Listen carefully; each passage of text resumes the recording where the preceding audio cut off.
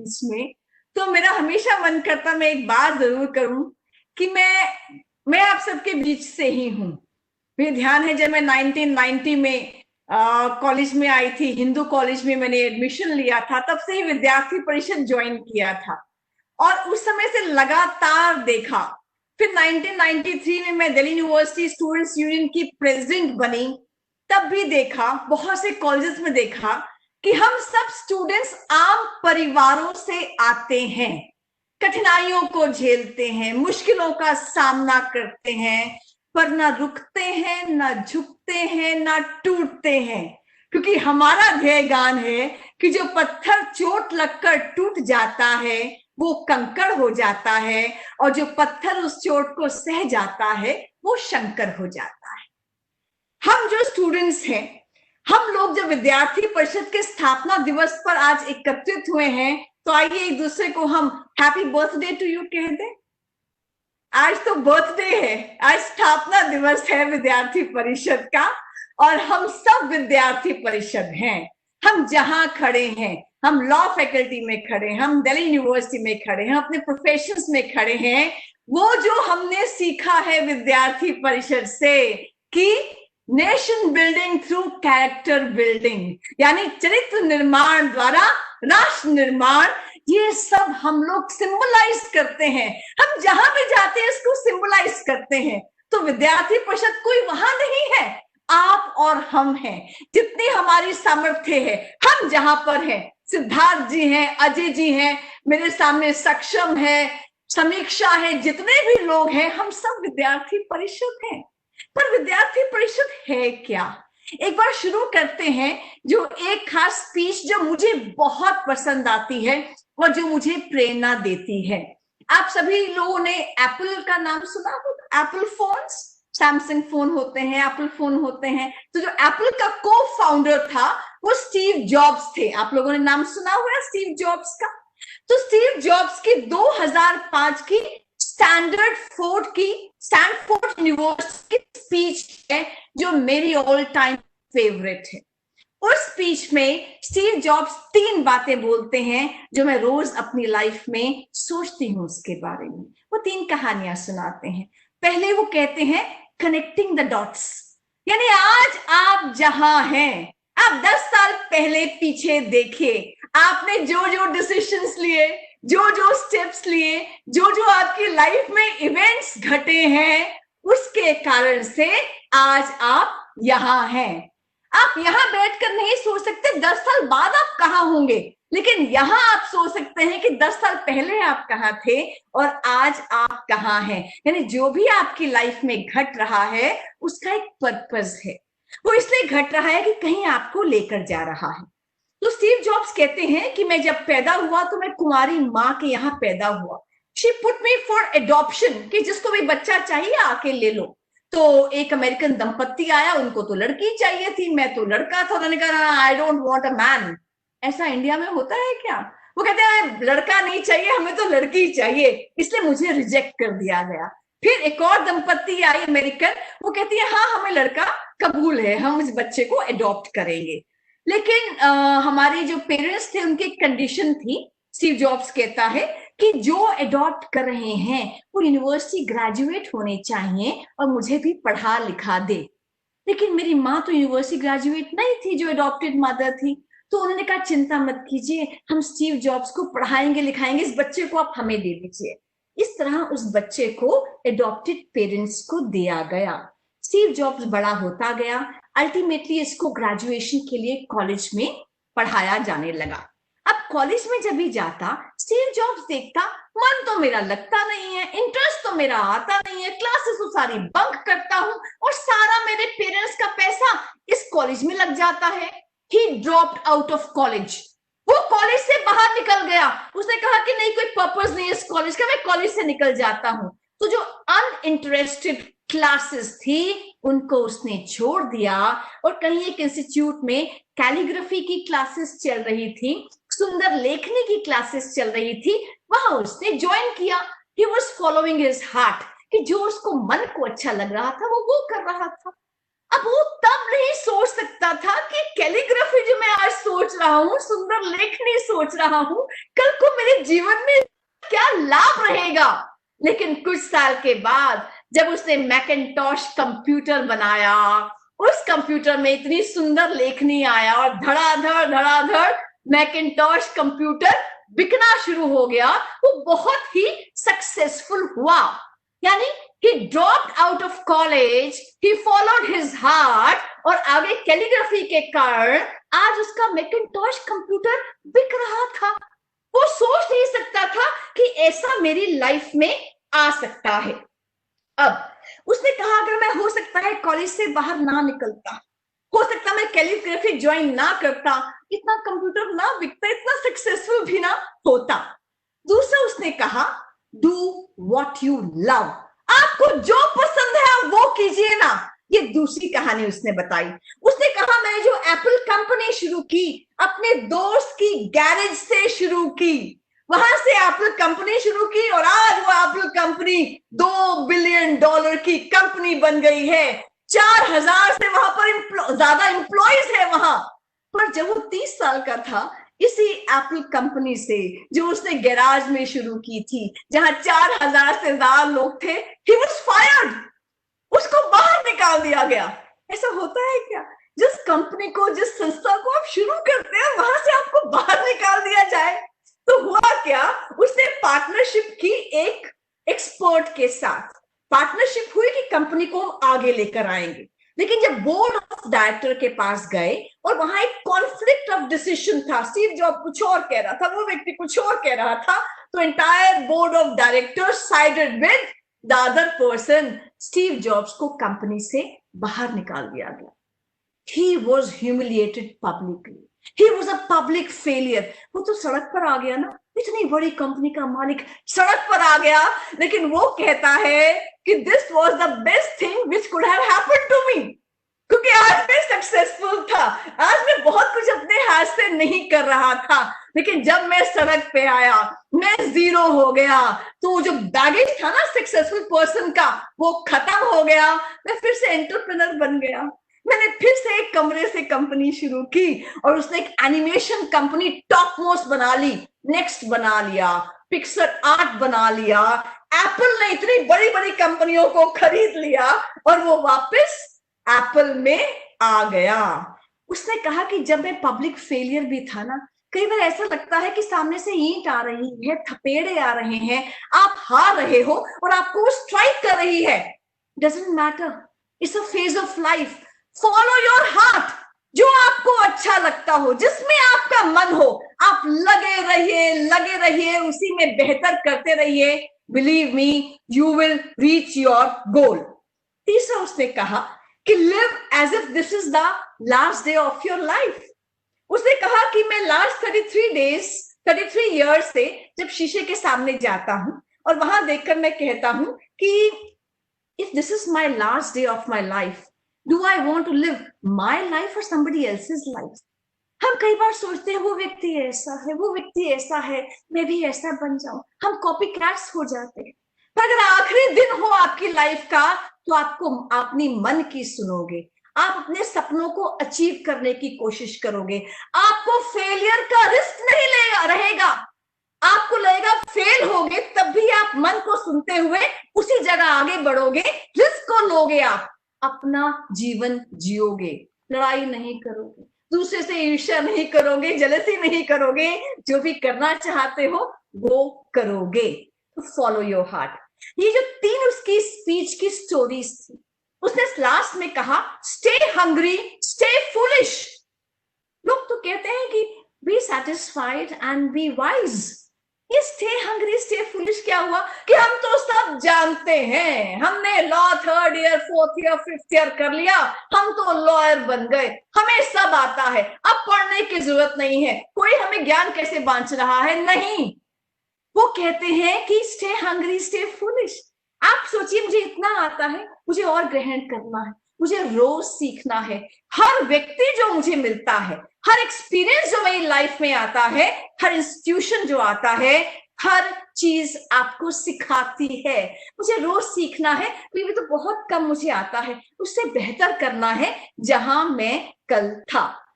ये तीनों बातें, connecting the dots, follow your heart and live as if this is the last day of your life. मुझे लगता है कि अगर सम टोटल में तीन बातें भी हम रोज अपने आप से कहेंगे, हम खुश रहेंगे, हम सुखी रहेंगे, और जो दिल कहता है वो करेंगे। अब हुआ क्या कि जब 1990 में मैं हिंदू कॉलेज में मुझे एडमिशन मिला, एबीपी में जो हमने ज्वाइन किया, और तब विद्यार्थी परिषद की कश्मीर चलो अभियान चल रहा था कि जहां हुए बलिदान मुखर्जी वो कश्मीर हमारा है, जो कश्मीर हमारा है वो सारे का सारा है। इनका मतलब नहीं पता था। अभी मैं देख रही थी, सक्षम भी स्क्रीन पे दिख रहा था, अजय ठाकुर जी भी स्क्रीन पे दिख रहे थे। सक्षम अपने बालों को ठीक कर रहा था, अपने बटन को ठीक कर रहा था। हम भी कुछ ऐसे ही सक्षम जैसे थे, जब जुनून था, हम यंग थे, जो जोश था। तो अजय जी कह रहे हैं ना आज, वो बातें लगा था अच्छी बातें तो है, पर सक्षम सोच रहा होगा मेरे बालों के ऊपर से तो नहीं जा रहे, ये कश्मीर की बातें कर रहे हैं, ये यूनिफॉर्म सिविल कोड की बातें कर रहे हैं, ये वो नक्सल्स की बातें कर रहे हैं। पर सक्षम विद्यार्थी परिषद, ये सक्षम से अजय जी तक पहुंचने का सफर है।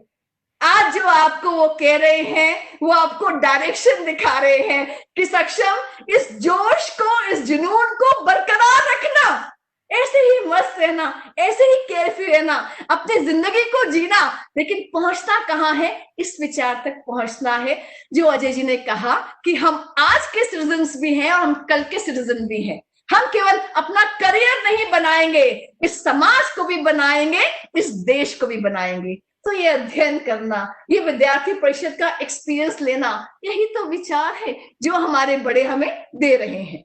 तो ऐसे ही हुआ सक्षम कि जब हम गए ना कश्मीर, तो कश्मीर में उधमपुर पर हमें रोक लिया गया, तुम आगे जा नहीं सकते, और हम वापस आ गए, पर जोश तो बरकरार था। फिर दिल्ली यूनिवर्सिटी स्टूडेंट्स यूनियन का चुनाव आया। अब चुनाव आया, हम तोड़ीमल कॉलेज में थे, तब मेरी आवाज बहुत तेज हुआ करती थी, अब तो धीरे हो गई।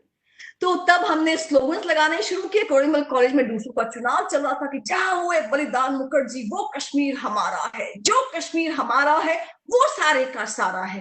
हम कैंटीन के बाहर ये स्लोगन्स लगा रहे थे। तो एक लड़का आया वहां पाव भाजी खाता हुआ, कहते पता है हमारी कैंटीन में कितनी बुरी पाव भाजी मिलती है, पता है हमारी फीस कितनी बढ़ गई है, यहाँ पे आपको कश्मीर की पड़ी है। अब इतना गुस्सा आया उस समय, हमें लगा, हमने कहा तुम जैसे सेल्फिश बच्चों के कारण ही ऐसा होता है, तुम अपनी पाव भाजी का सोचते रहते हो, अपनी फी हाइक का सोचते रहते हो, ये देश बचेगा तो तुम बचोगे, तुम्हारी कैंटीन बचेगी। लेकिन तब हमें समझ नहीं आ रहा था, और कि हाँ, हम फी हाइक की बात तो नहीं कर रहे हैं, हम खाने की बात तो नहीं कर रहे हैं, हम केवल हॉस्टल की बात तो नहीं कर रहे हैं, हम ये बड़ी बड़ी बातें क्या कह रहे हैं।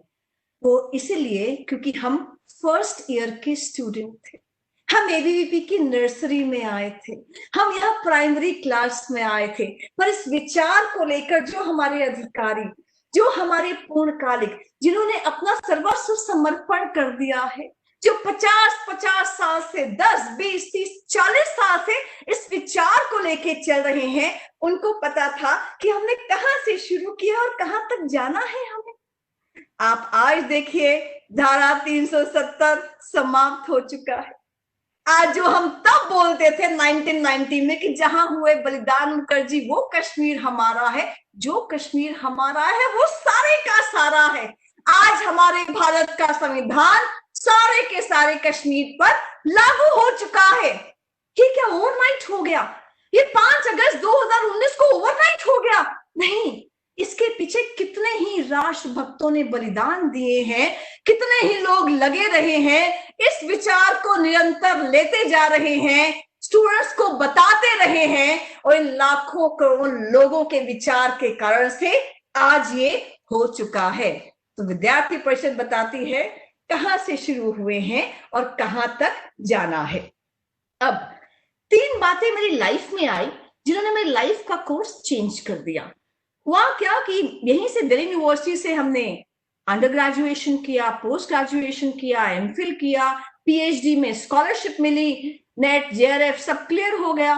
तो पढ़ने के लिए कनाडा गई, यूनिवर्सिटी ऑफ वाटरलू में, उसकी भी स्कॉलरशिप मिल गई शास्त्री इंडो कैनेडियन इंस्टीट्यूट से। पर वहां कुछ मजा नहीं आया, लगा this is not my calling. मेरा मन नहीं लग रहा, सब कुछ अच्छा था पर मेरा मन नहीं लग रहा था।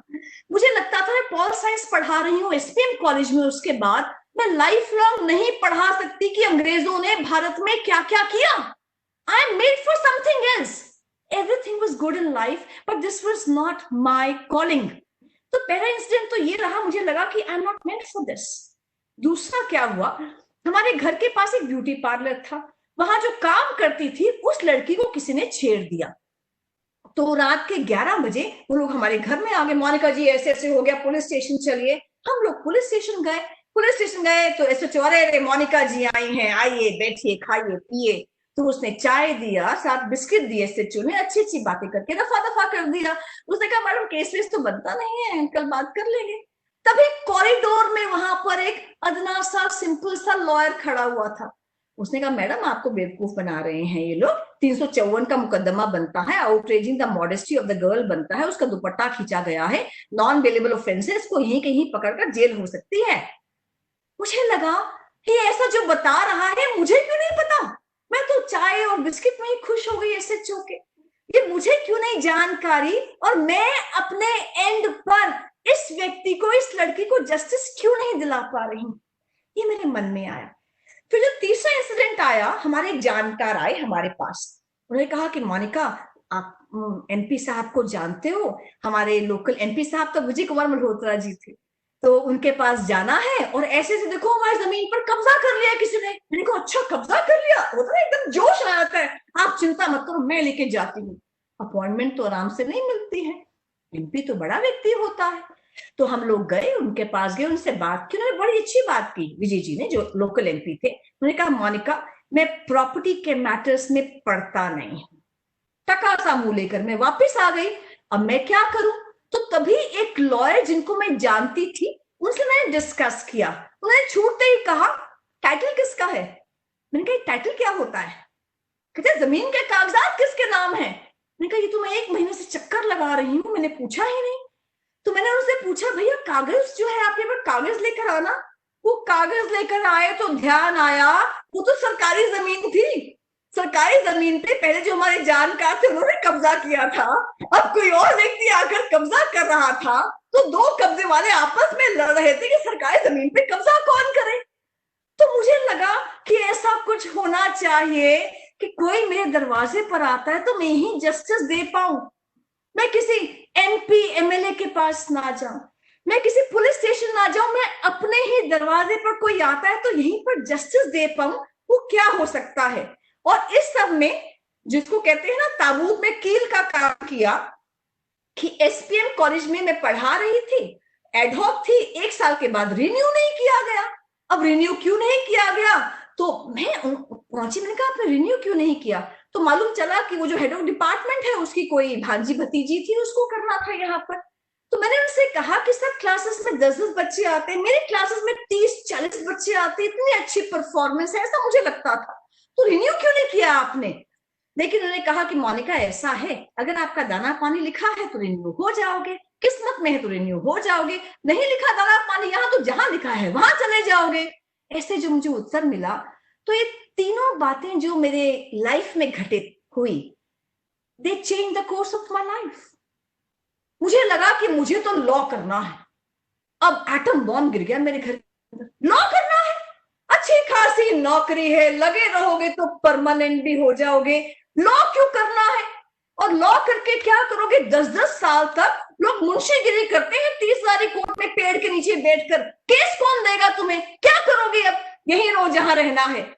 पर मैंने उनसे कहा कि नहीं, I am passionate about law, I don't know why, मेरी सब नौकरी है, सब कुछ ठीक है, एवरीथिंग इज फाइन, लेकिन लेकिन this is not my calling, मेरा मन नहीं लग रहा, I want to do what I love to do. मैंने उनसे कहा मैं मरूंगी तो लॉयर कहलाती हुई मरूं, और आखिरी दिन जो मेरा होगा वो 30 कोर्ट में चाहे मुंशीगिरी करते हुए हो, लेकिन वो कोर्ट में कॉन्स्टिट्यूशनल केस आर्ग्यू करते हुए होगा, ये मेरी अंतिम इच्छा है, करना तो है। लॉ ज्वाइन किया। अब लॉ जब ज्वाइन किया, डीयू का एंट्रेंस दिया, पहली बार पढ़ी, हिंदू कॉलेज में तो कभी पढ़े ही नहीं थे, मैंने बताया ना वो सक्षम दिख रहा था अभी स्क्रीन पर। तो तब तो हम लोग घूमते फिरते थे, अच्छा ग्रुप बना हुआ था, कमला नगर जाते थे, मिनी शॉप में वो चॉकलेट पेस्ट्री तब शायद 15 रुपए की थी, वो 3 फ्रेंड्स मिलकर 5-5 रुपए इकट्ठे डालकर चॉकलेट पेस्ट्री खाते थे। एक बार गलती से हम सबने तय किया इकट्ठे क्लास में जाएंगे, तो टीचर ने क्लास में देखा इतने बच्चे और आगे बढ़ गया। वो कहते हैं मेरी क्लास तो हो नहीं सकती, 2 या 3 बच्चे आते हैं, इतने 15-20 बच्चे कहाँ से आ गए। तो ये तो हमारी रेपुटेशन थी। पर नंबर तब भी आ जाते थे। नंबर क्यों आते थे? क्योंकि हम टेक्निकली नहीं पढ़ते थे। विद्यार्थी परिषद के कारण से कॉम्प्रिहेंसिव वर्ल्ड व्यू आ जाता है।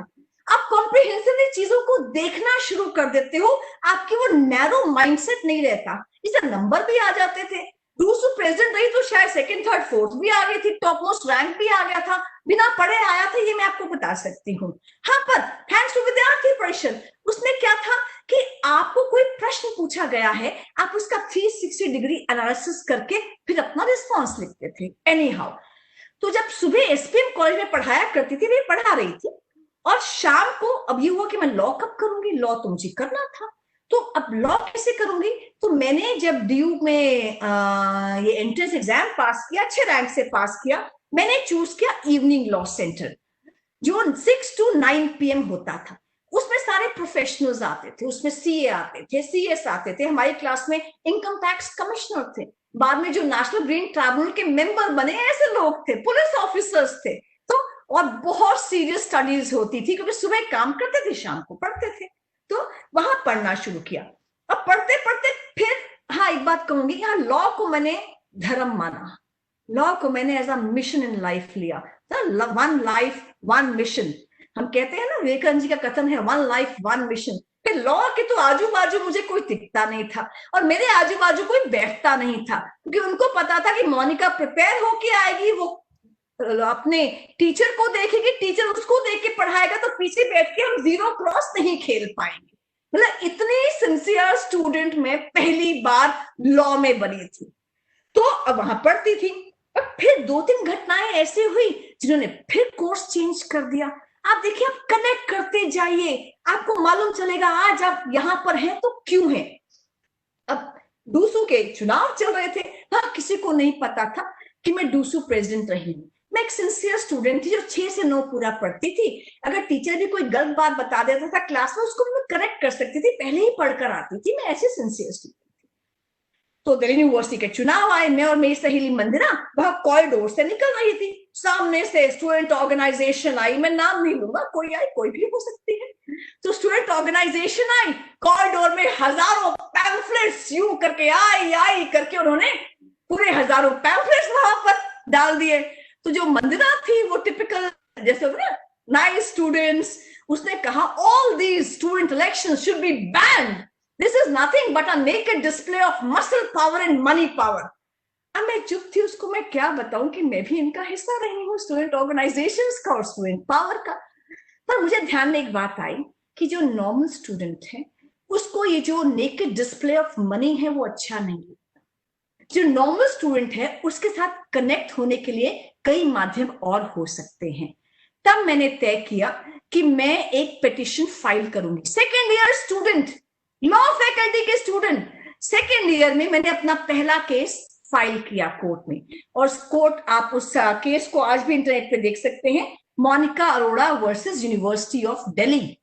उसको फाइल कैसे करना है, आर्ग्यू कैसे करना है, चीफ जस्टिस क्या होता है, रिप्लाई कैसे आता है, कुछ नहीं पता, लेकिन फाइल करना है, पोस्टर्स को बैन कराना है, ये मैंने तय कर लिया। और वो डायलॉग क्या है ओम शांति ओम का, कि जब आप किसी चीज को दिलो जान से चाहते हो तो सारी कायनात आपको उससे मिलाने की साजिश करती है। पिटीशन भी बन गई, और पहला मेरा केस था, चीफ जस्टिस बीए खान के सामने जाकर खड़ी हो गई। अब सोचा ही नहीं कि किसी लॉयर को भी हायर करना है इसके लिए। तो बीए खान कहते हैं, आपने मोनिका पिटीशन में लिखा है, पहले पैरा में लिखा है कि you were yourself DUSU president, आपने कितना पैसा खर्च किया था पोस्टर्स पे?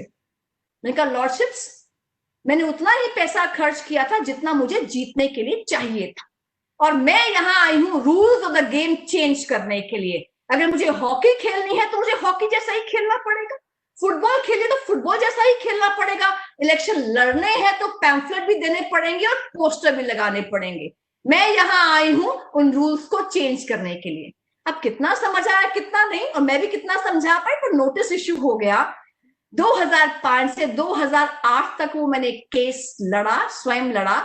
2008 में कानून आ गया कि जो 100 रुपया जुर्माना होता था उसको बढ़ाकर 50,000 रुपए तक का जुर्माना कर दिया गया।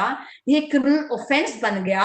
जो भी पोस्टर लगाएगा 50,000 रुपए तक का जुर्माना होगा उसके। अब मुझे नहीं पता था कितना इफेक्टिव है ये। मेरे कजन है, मेरे सगे ताया जी का बेटा है हैप्पी भैया, उनका फोन आया, क्या फालतू के केसेस फाइल करती है। मैंने कहा हुआ क्या, आउट ऑफ द ब्लू कहां से बोल रहे हैं आप। कहते मैं पीजी चलाता हूं, तू जानती, मैंने पीजी के पोस्टर्स लगाए और अभी 40,000 रुपया जुर्माना भरकर आ रहा हूं कि वो कहते हैं कि पोस्टर्स की श्रेणी में आता है। यानी इफेक्टिव लॉ है कि पोस्टर लगाने वाले को 50,000 रुपया जुर्माना देना पड़ेगा। अब ये तो पहला केस आया। जब सेकेंड ईयर थर्ड ईयर में मैं आई, 3 साल का कोर्स था, पोस्ट ग्रेजुएशन के बाद कर रही थी। थर्ड ईयर में आई तभी एक ऑर्डर आया बार काउंसिल ऑफ दिल्ली का कि about 45 years of age you cannot be enrolled as advocates। हमारे यहाँ क्लास में मैक्सिमम लोग 45 years से ऊपर के थे, उनको फ्री का वकील मिला हुआ था। उन्होंने कहा मोनिका पिटीशन फाइल कर। हम लोग भी चने के झाड़ पर चढ़ गए कि ठीक है, पहले भी जीत रहे हैं, आगे भी जीतेंगे। हमने केस फाइल कर दिया, और केस में पिटिशनर किसको बनाया, हमारे साथ का एक स्टूडेंट था जो डायरेक्टर था कंज्यूमर अफेयर्स में, पी वेंकटेश। तो केस फाइल किया P Venkatesh versus bar council of Delhi. उसकी पहली हियरिंग हुई, नोटिस हुआ बार काउंसिल को। जब दूसरी हियरिंग हुई उससे पहले मुझे कॉल आ गई कि आपकी वो एनरोलमेंट होनी है, आपने अर्जेंट एनरोलमेंट के लिए लगाया, तो आपका इंटरव्यू है, आइए। मैं हाई कोर्ट में गई। हाई कोर्ट में देखकर मैं सन रह गई कि जो मेरे ऑपोजिट काउंसिल हैं बार काउंसिल ऑफ दिल्ली की ओर से, वही मेरा इंटरव्यू लेने वाले हैं। अब मुझे लगा मैं तो 7 जन्म वकील नहीं बन सकती। खैर, अब जो होना था वो हो चुका था। तो उन्होंने मुझसे पूछा, हाँ जी आपने अर्जेंट में एप्लीकेशन क्यों लगाई है एनरोलमेंट के लिए, कि आप लॉयर बनना चाहते हो। तो मैंने कहा जी मेरा कल केस आ रहा है बार काउंसिल ऑफ दिल्ली के अगेंस्ट में। तो कहते कौन सा केस है। मैंने कहा जी आपने जो रूल पास किया है बार काउंसिल का वो गलत है, उसको निरस्त करवाना है, नल एंड वॉइड करवाना है। अब ये कॉन्फ्रेंस तो विद्यार्थी परिषद ने दे ही रखा था। तो उन्होंने कुछ सवाल पूछे, सवालों के उत्तर पता थे क्योंकि पढ़ने लिखने वाली स्टूडेंट थी। बाद में उन्होंने कहा, मैं उनका नाम नहीं ले रही पर बहुत अच्छे मित्र हैं आज भी, उन्होंने कहा मोनिका मैं एक भी केस लाइफ में नहीं हारा, पर मैं ये केस हारना चाहूंगा क्योंकि मैं एक इंस्टीट्यूशन को रिप्रेजेंट कर रहा हूं और तुम एक कॉज को रिप्रेजेंट कर रही हो। नेक्स्ट डे मैं लॉयर के नाते मैंने बैंड लगाया और ब्लैक कोट पहना, जो हम सबका सपना होता है लॉ स्टूडेंट्स का। मैं कोर्ट में अपीयर हुई और वहां पर बार काउंसिल ऑफ दिल्ली ने वो अपना रूल वापस ले लिया, विड्रॉ कर लिया, और मैं सेकंड केस भी जीत गई।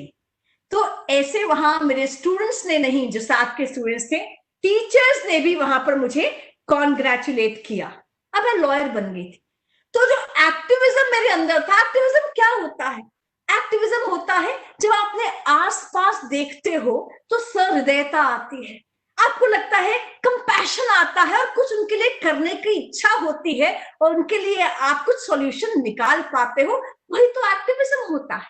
ये शुरू होता है नारों से, जिंदाबाद से, मुर्दाबाद से, पर धीरे धीरे जब आप अध्ययन करते रहते हो, एक चीज को बेटर करते रहते हो, आप आसपास में इश्यूज पकड़ते हो, उनको सॉल्व करते रहते हो, आपको पता ही नहीं चलता कब आप एक एक्टिविस्ट से लॉयर बन जाते हो और आप एक्टिविस्ट लॉयर कहलाते हो। मैं 3 केस इसमें बताना चाहूंगी।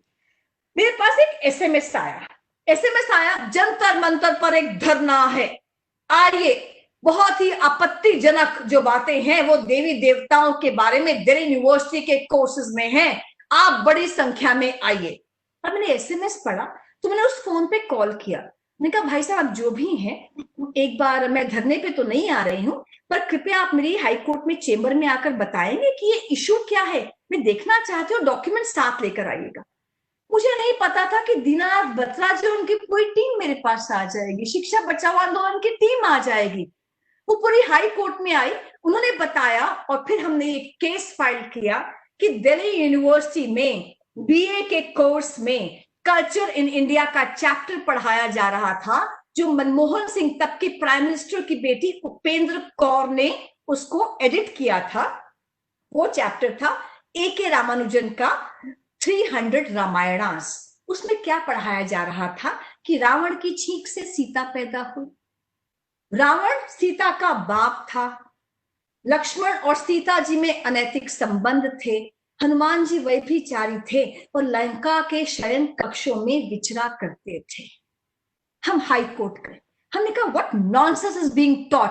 हाई कोर्ट कहता we have no jurisdiction because technically syllabus has to be made by the expert body in Delhi university. हमने कहा हमें लिबर्टी दो, हम सुप्रीम कोर्ट गए। सुप्रीम कोर्ट से हम ऑर्डर लेकर आए कि you can approach the vice chancellor, और अप्रोच किया वाइस चांसलर को। उसके बाद Vidyarthi Parishad, NDTF, teachers, students, lawyers, सबका कंबाइंड एफर्ट लगा और ये जो आपत्तिजनक चैप्टर था इसको हमेशा के लिए कोर्स से हटा लिया गया। मैं सभी को इसके लिए, विद्यार्थी परिषद को, सभी को साधुवाद देती हूं इसका।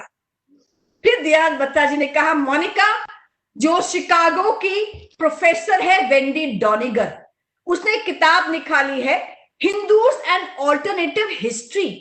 उसने कहा ऐसा क्या है कि सब हिंदुओं की ऑल्टरनेटिव हिस्ट्री की बात करते हैं और किसी रिलीजन की ऑल्टरनेटिव हिस्ट्री की बात नहीं करते। उसमें वो बता रही है, पेंगुइन पब्लिशर्स की किताब है, उसमें बता रही है कि Rani Laxmibai was loyal to the British.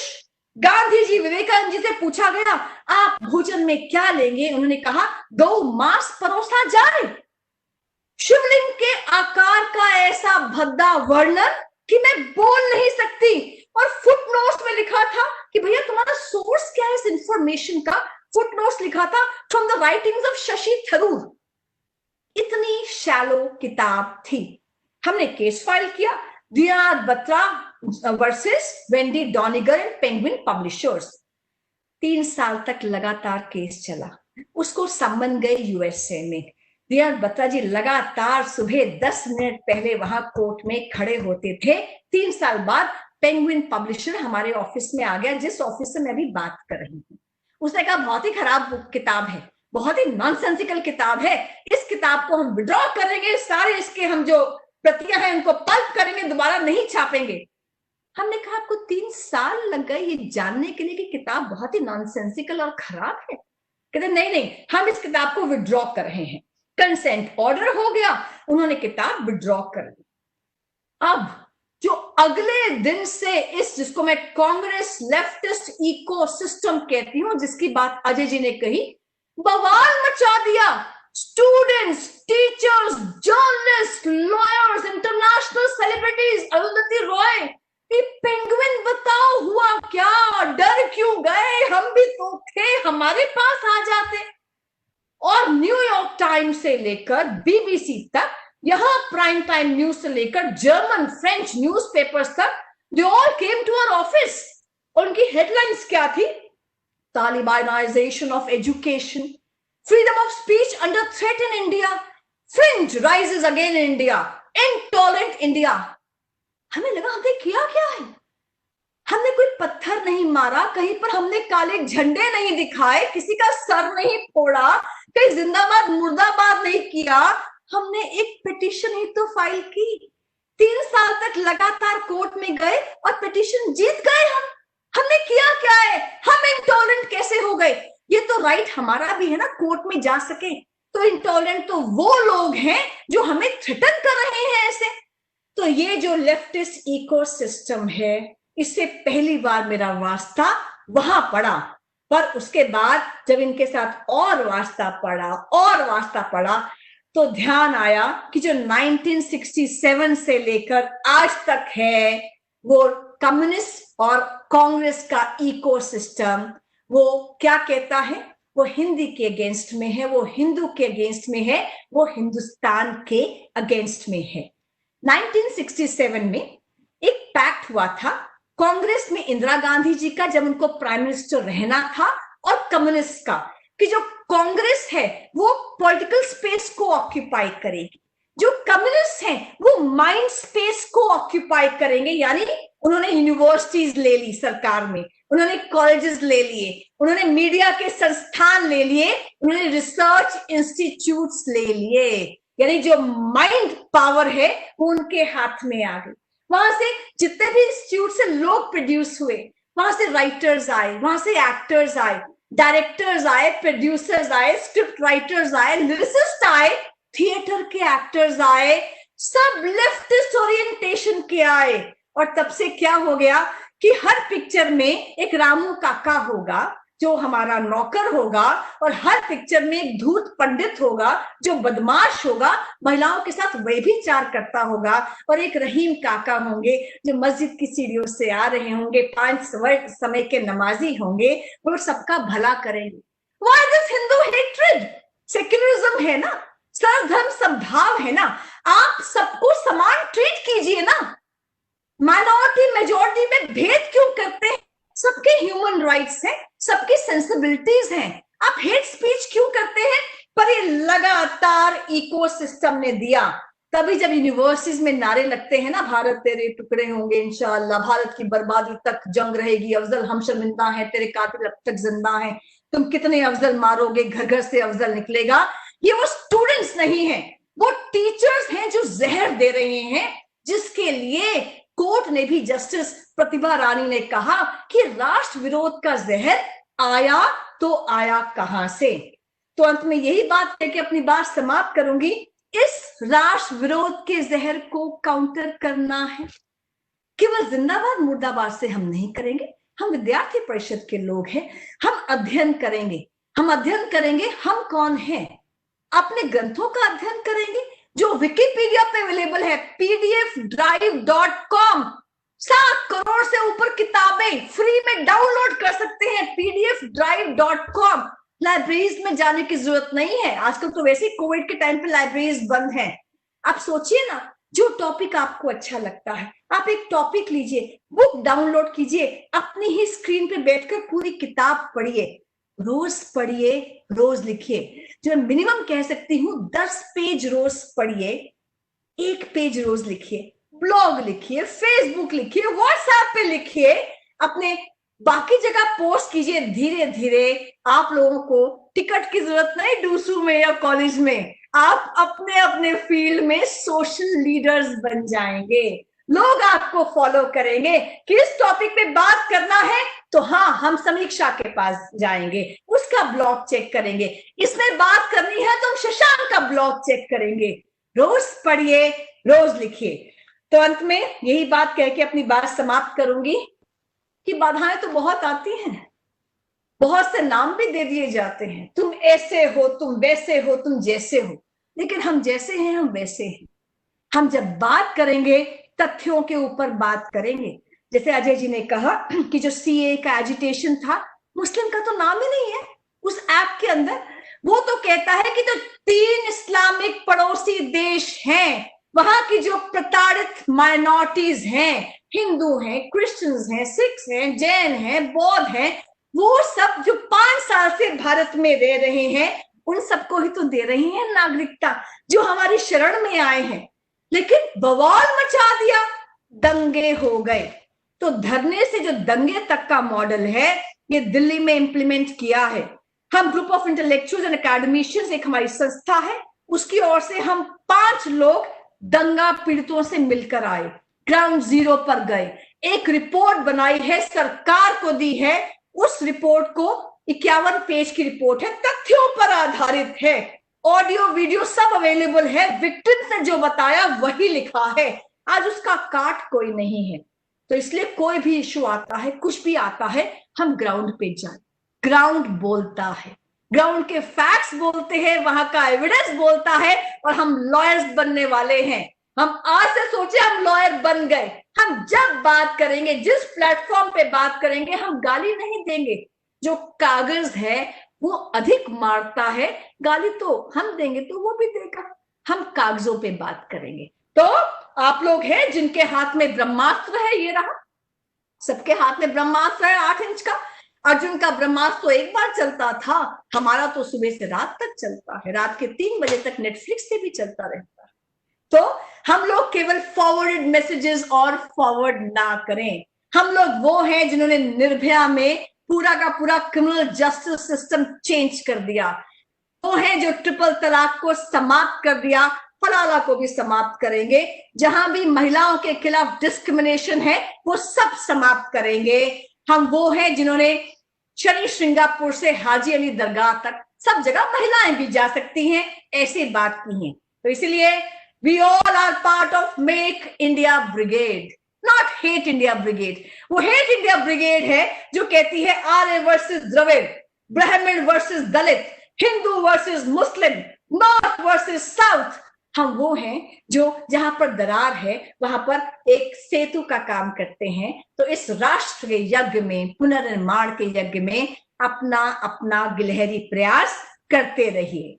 तो आज मैंने सूर्य से बस जरा यूं ही कहा कि साम्राज्य में इतना अंधेरा क्यों रहा, तमा के वो दहाड़ा मैं अकेला क्या करूं, तुम बेफिक्रों के लिए मैं भला कब तक लड़ूं, आकाश की आराधना के चक्रों में मत पड़ो, संग्राम यह घनघोर है, कुछ मैं लड़ूं कुछ तुम लड़ो।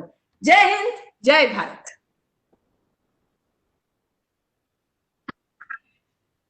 Very much for personal experiences. I think cannot be an apt time than today for getting a new perspective towards our life, which we gained from you. Stay hungry, stay foolish. Sometimes it's the simplest things that teach us the most. And ma'am, you're an inspiration for the law student and aspirants like us. Thank you so much, ma'am. Thank you.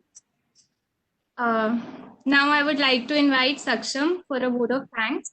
He is the unit president of ABVP of Law Center 1 of Faculty of Law. Over to you, Saksham.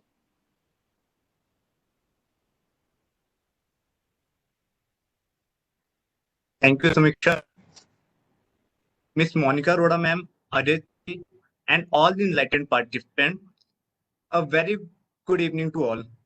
I consider it a rare privilege and honor to extend vote of thanks to our special guest for the event on the 71st Foundation Day of ABVP. I, on the behalf of ABVP Law Faculty, express a sincere gratitude to Monica Rhoda, ma'am, Advocate Supreme Court of India, and Adit Thakurji, ABVP Joint Organization Secretary, for graciously accepting our invitation and providing such a sensitive insight on the role of youth in nation's rebuilding. Ma'am, your presence today is a great source of motivation for all of us, and I once again thank you for sparing your valuable time and encouraging the youth to play their respective roles. Thank you, ma'am. Thank you, Saksham. And I would like to thank our chief guest for today for giving their valuable time for us and sparing us for the in the evening and giving out the time, their valuable time to us. And we hope that we continue learning from you and under your guidance. Thank you.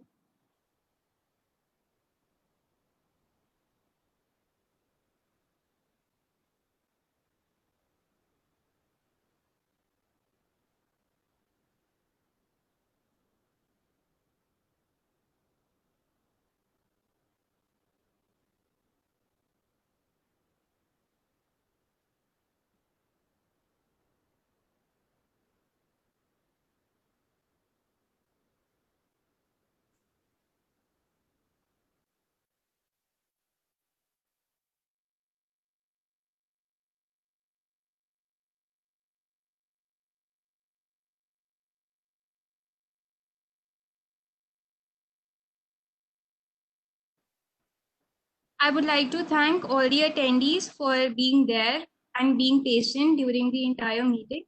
And now the session stands terminated. Thank you.